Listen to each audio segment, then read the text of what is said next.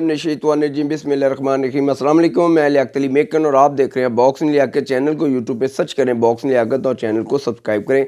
Channel को ज़रूर subscribe करें ताकि मेरी हर बात आप तक पहुंची रहे। मैंने 2022 के अपने आखिरी प्रोग्राम में दोस्तों से वादा किया था कि मैं सियासत पे नहीं बल्कि सियाहत पे पहला प्रोग्राम करूँगा और वो वादा जो है मैं वफा करने जा रहा हूँ। आज मैं अपना एक बड़ा दिलचस्प सफ़र है जो कि मुल्तान रोड से शुरू होता हुआ मुजफ्फराबाद और फिर मुजफ्फराबाद से ताऊबट जाकर वो ख़त्म हुआ।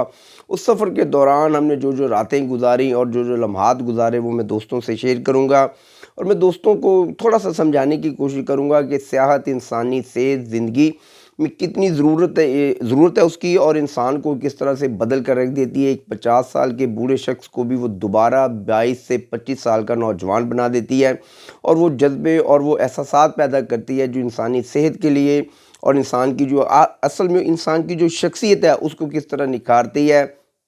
एक नए दोस्तों के साथ आपका जो राब्ता है और जो ताल्लुक़ है वो इतना गहरा हो जाता है कि आप चाह कर भी कभी उसको फरामोश नहीं कर सकते। ये जिक्र है मैं मुल्तान रोड लाहौर से गुजर रहा था तो एक मुझे आवाज़ आती है, चौधरी। हमारा एक दोस्त है चौधरी जाहिद, वो असल में उसका तकिया कलाम है, हर एक को चौधरी बना देता है। हालांकि मैं तो खैर चौधरी नहीं हूँ, मैं बड़ा सादा आदमी हूँ। मुझे कहता है कि भाई तुम्हारे पास ट्राउज़र कितने हैं? मैं क्या यार मैं तो ट्राउज़र नहीं पहनता, वैसे एक दो मेरे पास मौजूद हैं। जोगर, मैं क्या जोगर भी हैं। तो जनाब इस तरह उसने मेरा वो बैग तैयार करवाया और मुझे मजबूर कर दिया कि मैं आपके साथ सियाहत पे चलूं। और जब उसने मुझे ये बताया कि हम बाइक राइड पे जाएंगे तो मैंने फिर उसको साफ जवाब दे दिया। मैंने कहा यार ये तो बिल्कुल भी मुमकिन नहीं है, मैं तो इतना सफ़र नहीं कर पाऊँगा। लेकिन उसने मुझे ये कहा कि हम 3 दोस्त जो हैं वो बरस्ता लाहौर से मुजफ्फराबाद बस पे जाएंगे और 3 लोग जो हैं वो हमारे ऑलरेडी सफ़र पर जा चुके हैं जो कि हमें वहाँ पर ज्वाइन करेंगे। तो मैंने कहा यार नहीं, मैं तो इसके बावजूद भी इतना लंबा सफ़र नहीं कर सकता। उसने मुझे कहा कि सिर्फ जो है ना वहाँ पर 15 से 20 किलोमीटर का वाया करके फिर हमने स्टे करना होता है और तकरीबन कुछ 30 से 35 किलोमीटर का सफ़र जो है एक दिन में हमने करना है, इससे ज़्यादा सफ़र हम नहीं करते। तो मैं तैयार हो गया, मैंने कहा चलो यार देखते हैं क्या होता है। मगर एक अंदर से मायूसी थी मेरे अंदर कि मैं इतना लंबा सफ़र नहीं कर पाऊँगा। 8-10 दिन का टूर था और वो भी मोटरसाइकिलों पर, लेकिन उसके मजबूर करने पर मैं चला गया। और मेरी जो एंट्री थी उसको बड़ा खुफिया रखा गया क्योंकि एक दो दोस्त ऐसे थे जो ये समझते थे कि यार लियाकत के साथ हमारा जो ज़हनी मिजाज है वो नहीं मिलता, कहीं ऐसा ना हो कि हमारा जो टूर है वो ख़राब हो जाए। और क्योंकि वो सही थे कि वो कहते थे यार मैं सियासत पे बड़ा अटैच रहता हूँ तो कहीं ऐसा ना हो कि हमारी जो इस टूर में सियासत को कहीं ना इन्वॉल्व कर दिया जाए। लेकिन जब हम वहाँ मुजफ्फराबाद उतरे, मैं एक मायूसी के साथ उतरा। मैं बिल्कुल भी तैयार नहीं था इस सफ़र के लिए, लेकिन दोस्तों के सरार पर मैं आ गया। मैंने सारी ज़िंदगी सियाहत का जो लुत्फ़ है उसको नहीं उठाया। सिर्फ़ एक दफ़ा ज़िंदगी में कोहाट, पेशावर और बन्नू वाली साइड पे हम गए थे जिधर नमक की कानें हैं वो, लेकिन वो दिलकश जो मंज़र थे वो आज भी मेरी आंखों में उसी तरह नक्श हैं और उनको कभी भी मैं निकाल नहीं पाया। खैर जब मैं मोटरसाइकिल पर बैठा, सुबह का टाइम हो चुका था। हटियाँ बाला थोड़ा सा आगे जब हम गए तो हटियाँ बाला रोड दाईं साइड पे हमने देखा कि दोस्त हमारा इंतज़ार कर रहे थे और जैसे ही उन दोस्तों के साथ हमारा टाकरा होता है तो इतना जोश और जज्बे के साथ हम एक दूसरे को मिलते हैं। आप यकीन करें कि मैं ये भूल ही गया कि मैं तो बड़ी मायूसी में था। मेरे अंदर एक नया जज्बा और एक नया जोश पैदा हो गया और इतनी गर्मजोशी के साथ हम मिले कि हमने वो तमाम मामलात, अगर जो मैं फ़ील कर रहा था कि शायद उनके चेहरे पर कुछ मायूसी हो, बिल्कुल भी ऐसी कोई मायूसी नहीं थी। बड़ी दिलेरी के साथ और बड़ी चाहत के साथ उन्होंने मुझे अपने स्टोर में तस्लीम किया। मैं सारा जो ज़िक्र है, जो सारा वाक़या है वो तो आपके साथ शेयर नहीं कर पाऊँगा, लेकिन 3 रातों का ज़िक्र मैं ज़रूर करूँगा जो जो हमने गुजारी और रास्ते में हमारे साथ किस तरह के जो हालात व वाक़यात हुए और अहले कश्मीर का जो रवैया था हमारे साथ वो किस तरह था, इस पे मैं ज़रूर बात करूँगा। वहाँ से हमने लीपा रोड साइड पे नगोट के एरिए में लीपा वैली में हमने पहुँचना था जो हमारी पहली रात थी। इससे पहले एक बड़ी शानदार रात वो गुजार चुके हैं और एक वो रात है जो मुझे बार बार मजबूर कर रही है कि चकोठी सेंटर मैंने ज़रूर जाना है। चकोठी का कोई इलाका है, वहाँ पर 3 आबशारें बताई जाती हैं। वो 3 आबशारें इकट्ठी हैं और बड़ा ही दिलकश मंज़र है वहाँ पर, क्योंकि वो एक रात हमसे पहले जा चुके थे तो वो उसका मंज़र जो था वो देख चुके थे और बार बार उस नज़ारों का जिक्र करके हमारे दिल को ललचा रहे थे। लेकिन हम मजबूर थे क्योंकि हमने अब आगे जाना था। हम लीपा वैली के रास्ते में थे तो बारिश ने हमें आ घेरा। बारिश के दौरान जो हम बड़े परेशान हो गए तो एक जगह हमने एक दरख्त की ओट में खड़े हुए तो वहाँ से हमने देखा है कि अहले कश्मीर का नौजवान बच्चा वो भागता हुआ हमारी तरफ आया। उसने एक दीवार पर लांगी, अंदर से उसने कुंडी खोली, कुंडी खोल के उसने हमें एक साया दिया, एक जगह दी, एक कमरा दिया कि आप यहाँ पर इंतज़ार करें, आप यहाँ पर वेट करें बारिश रुकने का, अपनी जो बाइक्स हैं इनको यहाँ पर आप खड़ा कर दें। और वो बारिश में ही दरख्त पर चढ़ गया, ताज़े सेब उसने उतारे, वो सेब उसने हमें पेश किए और बड़ी मोहब्बत के साथ वो हमसे बातें करने लग पड़ा। मैं आपको यकीन से कहता हूँ कि यकीन करें कि पाकिस्तान के अंदर बहुत ज़्यादा ऐसे लोग हैं जो कहते हैं कि अहले कश्मीर का जो रवैया है वो पाकिस्तानियों के साथ ठीक नहीं है। वो ये समझते हैं कि कश्मीर पाकिस्तान से अलहदा है और पाकिस्तान कश्मीर से अलहदा है। हालांकि वहाँ पर ऐसी कोई भी बात हमें देखने को नहीं मिली। इतना शानदार रवैया अहले कश्मीर का कि इस तरह के जैसे आप अपने घरों में जाते हैं, अपने रिश्तेदारों अजीज़ों में जाते हैं। मैं तो ये फोर्स करूँगा कि बार बार आप कश्मीर जाएँ और इंशाल्लाह मैं दोबारा भी वहाँ जाने की ज़रूर कोशिश करूँगा और राइडों पर भी जाने की कोशिश करूँगा, लेकिन जाऊँगा मैं कुछ इसी तरह से। मैं ये प्रोग्राम सियाहत पे क्यों कर रहा हूँ कि हमारे एक दोस्त हैं हमीद सुल्तान साहब, उन्होंने मुझे फोर्स किया कि लिया भाई आपने भी एक सियाहत का सफ़र तो किया, तो आप ज़रूर उस पर थोड़ा सा अपना एक वीलॉग बनाएं और दोस्तों को आगाह करें कि सियाहत कितनी ज़रूरी है इंसानी सेहत के लिए। उस बच्चे की उस चाहत और उस मोहब्बत को हम वहीं छोड़ते हुए आगे लीपा वैली तक पहुँचे, क्योंकि बारिश का जो मामला था वो हमारे साथ हो रहा था। वहाँ पर एक गेस्ट हाउस में हमने रात को गुजारा किया, गुज़र बसर किया। वहाँ पर जब ऊपर हम खाने के लिए रात को गए तो हमने उनको कहा कि यार कोई स्पेशल की जो आपकी कश्मीर की चीज़ है वो तो हमें पेश करनी है। तो उन्होंने एक चावल थे रेड कलर के चावल, उनका जी ये चावल है आप खा लें। हमने कहा यार 1 किलो जो है ना ये चावल आप हमें तैयार कर दें, साथ में जो भी खाना पीना था।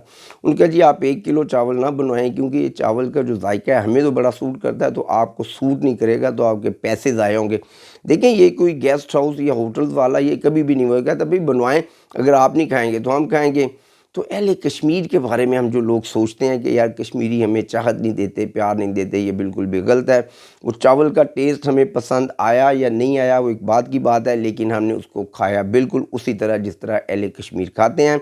और उनको एक एडवाइस भी दी कि आप इन चावलों में नमक का इस्तेमाल नहीं करते, अगर थोड़ा सा नमक आप इसमें इस्तेमाल करें तो इन चावलों का जो फ्लेवर है वो बड़ा खूबसूरत हो जाएगा।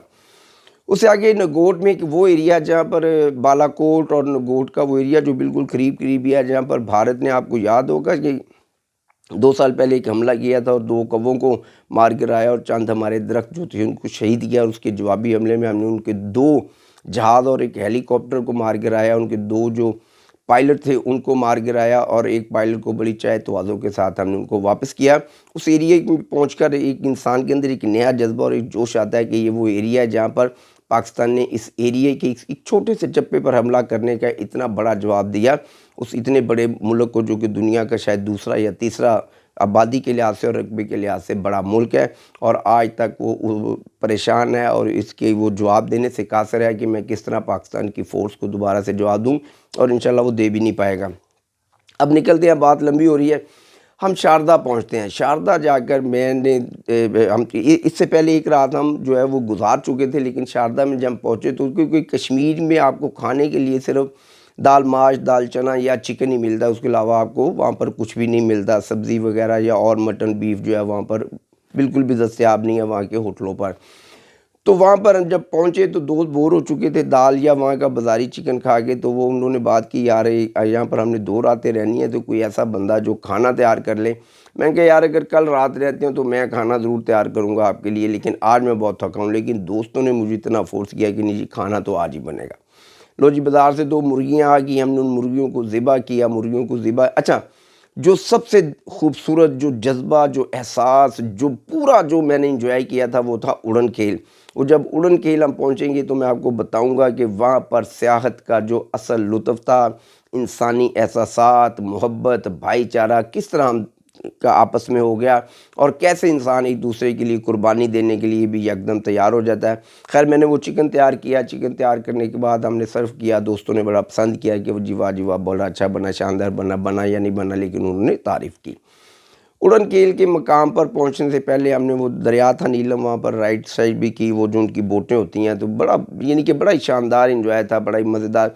मैं असल में क्योंकि प्रोग्राम बड़ा लंबा हो जाएगा, मैं इसको सिर्फ शॉर्ट इसलिए करता जा रहा हूँ ताकि आपको सिर्फ मैं ये बता सकूँ कि सियाहत जो है इंसान के अंदर क्या एहसास पैदा करती है, और वो सारे एहसास उड़न खेल के अंदर हुए। हम जैसे ही चेयर पर बैठने लगे उससे पहले वहाँ पर नीचे शॉप्स हैं, उन्होंने मुझे कहा कि आप ये स्टिक ले जाएं। मैंने कहा नहीं यार स्टिक की तो ज़रूरत नहीं है। उन्होंने कहा नहीं सर आपको स्टिक की ज़रूरत है, आप किराया ना दें लेकिन स्टिक ज़रूर लेके जाएं। वो 50 रुपये किराया था, मैंने उससे किराया ले लिया।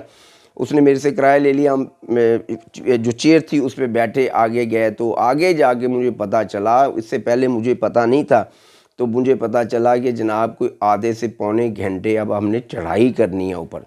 तो मैंने कहा यार मैं तो चढ़ाई नहीं कर सकता, क्योंकि मुझे तो वैसे ही सांस का मसला है, तो ये तो बड़ा मसला बन जाएगा मेरे लिए। उनका नहीं जी, चढ़ाई तो आपको करनी पड़ेगी, इसके अलावा तो दूसरा या चारा नहीं है। और उस दिन ऑलरेडी बारिश हो चुकी थी, या फिर दूसरा चारा ये है कि यहाँ से आपको खच्चर मिलेगा। मैंने कहा जी एक खच्चर ऑलरेडी आपके पास है, तो अब आप दूसरे खच्चर जो उस पे बिठाने की कोशिश कर रहे हैं, तो वो किस तरह एक खच्चर जो है दूसरे खच्चर का बोझ बर्दाश्त करेगा। लेकिन हम गए, एक खच्चर हमें मिल गया। उस खच्चर पे जब मैं बैठने लगा तो पहला तो ये हुआ कि जनाब मैं यूँ स्लिप करके तो नीचे, लेकिन मैंने वो खच्चर के पाँव पकड़ लिए, लेकिन वो खच्चर समझता था कि नहीं, अगर अब मैंने पाँव को ऊपर उठाया तो ये बंदा नीचे जाएगा। वो बेचारा बड़ी मजबूती से खड़ा रहा और उस बंदे ने मुझे उठा के दोबारा खच्चर पे बैठा दिया। अब जब वो खच्चर ने अपना सफ़र शुरू किया तो वो 3 से 3.5 फुट का वाया जहाँ पे उसने खच्चर ने चलना है, यार तुम सेंटर में चलो। लेकिन वो खच्चर ऐसा था कि उसको पता था कि मेरे ऊपर भी एक खच्चर है, इसको पूरी तरह से एडवेंचर जो है वो देना है कि सफ़र का जो एडवेंचर है उसका मज़ा क्या होता है। बिल्कुल वो किनारे पे चल रहा है, बिल्कुल किनारे। तो मैं उस भाई को कह रहा हूँ यार इसे को सेंटर पे चले, ये तो बिल्कुल साइड पे चल रहा है। कहता जी मेरी जिम्मेदारी। और मैं कहता तेरी जिम्मेदारी की भाई, तू तो 10 कदम पीछे में, ये लैके मैनू अगे जा रहा है ना, ना कि मैनू लैके बहुत ही अगे चला जाए। वो मुझे कहता नहीं भाई आप सिर्फ सामने देखें, परेशान ना होएं, और ये मैं इसकी गारंटी लेता हूँ ये आपको बड़ा महफूज और बड़ा तरीके से लेके जाएगा। आप यकीन करें कि जब कुछ 4 या 5 फुट की चढ़ाई आती थी तो वो खच्चर एक जगह पे रुकता था, 2 मिनट लंबा सांस लेता था, जैसे कि इंसान लंबा सांस लेता है ये लंबी बात करने के लिए। लंबा सांस लेने के बाद जनाब वो ऊपर चढ़ता है, और ऊपर चढ़ के बहरहाल 15 से 20 मिनट का वाया उसने इसी तरह तय किया। और मैं भी बिल्कुल सामने, जैसे अब मैं बाइक चला रहा हूँ या मैं गाड़ी में बैठा हूँ तो अब मैंने सामने देखना है। ऊपर पहुँचते हैं तो जैसे ही वो मुझे एक सुनसान से एरिए में उतार देता है, मुझे कहता है जी वो सामने चले जाएँ, वहाँ पर आपके दोस्त आपको मिल जाएंगे। वो वापस चला जाता है, मैं आगे जाता हूँ तो थोड़ा सा आगे जाके जनूबी पंजाब से कुछ दोस्त थे, जो 8-10 लोग थे, वो वहाँ पर बैठे थे। तो वो मुझे कहते हैं जनाब जी तुसी इधरों किधरों जंगल चो आ रहे हो। मैं कहा जनाब एक खच्चर सी तो वो मैनू लैके इत्थे तक आया मसा मसा, तो दूसरा खच्चर जो हुण तुहाडे कोल आ गया। वो बड़े दिलचस्प उनसे बातें हुई, बड़ी गपशप हुई, आधा पौना घंटा वो हमसे बातें करते रहे। उसी असना में जो हमारे दोस्त थे वो भी वहाँ पर पहुँच गए, चाय शाय हमने इकट्ठी पी। उसके बाद रात के लिए हम चले गए शाम को। उस वक्त तकरीबन कोई 5 से 6 का टाइम था। फिर हम गेस्ट हाउस पहुँचे हैं तो फिर दोस्त कहते हैं यार चाय पिएँ। तो मैंने कहा यार नहीं मैं तो चाय नहीं पीऊँगा। तो दोस्तों ने चाय पी, मेरे पास स्टिक थी, ट्राउज़र मैंने पहना हुआ था। तो एक दोस्त के पास एक हेड था वो जो चार्ली चैपलन पहनता है, तो मैंने वो हेड जो था अपने सर पे रख लिया। अब मैं टेरेस पे खड़ा हूँ तो मैंने देखा कि चंद एक फैमिलियाँ थी, और उसमें एक फैमिली थी जिसने पूरी तरह अर्तुगरुल गाज़ी का जो ड्रेस थे ना उन्होंने वो पहने हुए थे। अब मुझे पता नहीं क्या शरारत सूझी है या मेरे दिल में क्या आया, इसके लिए मैं कभी कभी सोचता हूँ कि क्या मैंने वो सही किया, लेकिन कोई ऐसी बेहुदा हरकत या कोई ऐसी बात नहीं थी। मैं वो स्टिक पकड़ी हूँ, मैं चार्ली चैपलन बन गया और बड़ा वो इंजॉय करने लग पड़ा। तो मैं सीधा ही उस फैमिली के आगे खड़ा हो गया जाके। मैं कहा जी वाह माशाल्लाह जी, क्या आप तो बड़ी खूबसूरत लग रही हैं, और आप तो बिल्कुल हलीमा सुल्तान की तरह, आपकी तो जो पर्सनैलिटी है तो बड़ा खिलखिलाई, बड़ा हंसी, बड़ी खुश हुई। वो 3 लड़कियां थी, उनके पीछे एक बाकी जो उनकी मांदा फैमिली आ रही थी वो मेरे साथ गपशप करने लग पड़ी। इतने में पीछे से अर्तुगरुल और बंसी का भी एक ड्रेस जो पहना हुआ था, उनके जो लोग थे वो भी आ गए। मैंने कहा ये तो पूरा जो है यार वो आपकी पूरी फैमिली अर्तुगरुल गाज़ी बनी हुई, तो ये ऐसा ना हो कि मैं आपसे बात करने की वजह मेरा सर ही कलम कर दे, क्योंकि अर्तुगरुल के पास तो और कोई काम ही नहीं है। वो कहते हैं जी ऐसी कोई बात नहीं है, आप बिल्कुल ईजी हो जाए। वो बड़ी गपशप लगी। मेरे कहने का मकसद ये, बात शेयर करने का मकसद ये है कि एक बंदे के अंदर एक ऐसा जज्बा पैदा होता है कि वो अपने आप को दोबारा से जवान और अपने आप को ऐसा समझता है कि जिसमें उसकी जो ताकत है, जो हिम्मत है, वो दोगुना ज़्यादा हो गई है। और बिल्कुल मेरे साथ भी ऐसा ही हुआ। इसके बाद हम वापस जो है अगली रात वापस उड़न खेल के मकाम पर आते हैं, और हमने अब ताऊबट का सफ़र करना। और यहाँ पर एक बड़ी दिलचस्प बात है, जैसे ही हम ताऊबट का अगले दिन सफ़र शुरू करते हैं तो हमारे एक जो दोस्त है उसकी बाइक जो है वो स्लिप हो जाती है, और उसका जो कंधा है वो थोड़ा सा फ्रैक्चर हो जाता है। अब या तो हालत ये थी कि उसको हम इसी हालत में छोड़कर चले जाएं, या फिर ये था कि उसके साथ फिर कम से कम 1 या 2 आदमी ज़रूर रहें, क्योंकि वो उस वक्त तकलीफ़ में था। तो दोस्तों ने फ़ैसला किया कि यार अपने सफ़र को हम यहाँ पर ख़त्म करते हैं। लेकिन उस दोस्त को सलाम, उसने कहा कि नहीं, आपने मेरी वजह से इस सफ़र को ख़त्म नहीं करना, आप अपना सफ़र जारी रखें, मुझ में इतना हौसला है कि मैं रात यहाँ पर बसर कर सकता हूँ। मगर मैंने फ़ैसला किया, मैंने कहा नहीं, मैं आपको किसी भी तरह अकेला नहीं छोड़ सकता, मैं आपके साथ रहूँगा।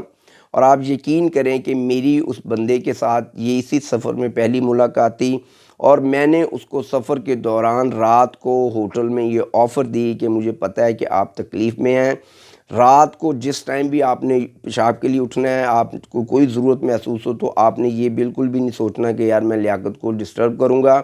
और यहाँ तक कि सुबह जब उसने वाशरूम जाना था तो मैंने उसको कहा कि आप अपना जो है साफ़ नहीं कर पाएंगे, तो मैं आपका भाई हूँ और मैं आपके साथ सिर्फ इसलिए रहा हूँ कि मैं आपकी मदद कर सकूँ और मैं आपके लिए हर तरह की मदद जो है मैं आपको प्रोवाइड कर सकता हूँ। ये एहसास है, ये मोहब्बत है, सेहत के दौरान एक ऐसा जज़्बा जुड़ जाता है इंसान का, एक ऐसा ही मोहब्बत जुड़ जाती है जिसको आप कभी भी फ़रामोश नहीं कर सकते।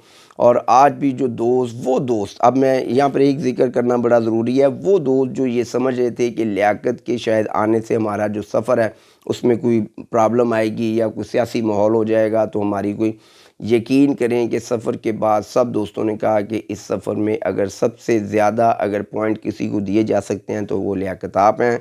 और ये पॉइंट मुझे ये नहीं है कि इस वाक़े के बाद दिए, उन्होंने इससे पहले दिए। उसी रात जिस दिन हम उड़न खेल रात ठहरे, उन्होंने कहा कि सबसे जो अच्छा एंजॉय किया लियाकत आपने किया है, सबसे अच्छा बिहेवियर आपका है और हम ये तवक्को नहीं कर रहे थे कि इस सफ़र के दौरान आपका बिहेवियर इस तरह का होगा। बहुत ज़्यादा बातें हैं, बहुत ज़्यादा बातें हैं, मैं कोशिश करूँगा कि दोबारा एक दफ़ा फिर इस पे बात करूँ। सियाहत इंसान की ज़िंदगी के लिए, और मैं उन तमाम राइडर्स ग्रुप को जो जिनसे मेरा ताल्लुक़ है, 2-3 ऐसे राइडर्स ग्रुप हैं जिनको मैं जानता हूँ, मैं उनको सलाम पेश करता हूँ कि वो एक जज्बे के साथ इस मुल्क में सियाहत को फ़रोग़ दे रहे हैं। और साबिक़ प्राइम मिनिस्टर इमरान खान साहब ने भी बहुत कोशिश की थी कि सियाहत के पे हम काम करें, लेकिन उन्होंने सियाहत पे इतना काम नहीं किया जितना कि इन राइडर्स ग्रुप ने किया। और राइडर्स ग्रुप की इस अज़मत को, इस मोहब्बत को सलाम। और मैं उस लम्हे को भी फ़रामोश नहीं कर सकता कि जब एक लम्हा ऐसा आया कि दरिया के इस तरफ हमारे झंडे हैं और दरिया के उस तरफ उनके झंडे हैं, वहाँ पर हमने सामने उस भारत की आंखों में आंखें डालकर कॉफ़ी भी पी, चाय भी पी और एक बड़ा एंजॉय का मंज़र था जो हमने वहाँ पर देखा। और इंशाल्लाह मैं दोबारा भी शेयर करूँगा। मेरी बात समझ आए, मेरी बात आपको पसंद आए तो मेरे चैनल को ज़रूर सब्सक्राइब करें ताकि मेरा हौसला बढ़े और मैं ऐसे मौजू पर जो है ना बात और करता रहूँ। पाकिस्तान ज़िंदाबाद, सियाहत पाइंदाबाद। अस्सलाम वालेकुम।